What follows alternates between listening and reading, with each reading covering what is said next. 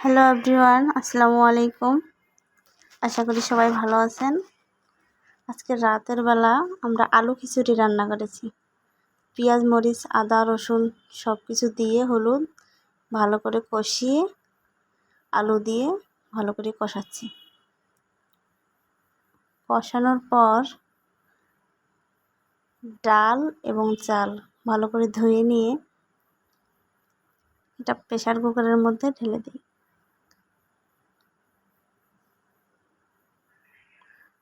কিন্তু তার আগে ভালো করে কষাতে হবে।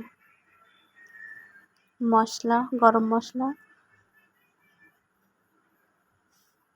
ধনে গুঁড়া, জিরা সব দিতে হবে। তারপর ডাল এবং চালগুলো ভালো করে দিয়ে নাড়তে হবে। ভালো করে নাড়াচাড়া করার পর পানি দিয়ে,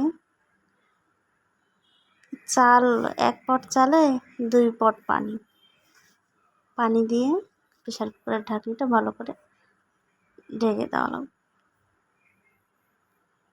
3 সিটি পর্যন্ত আমরা অপেক্ষা করব। 3 সিটি হয়ে গেলে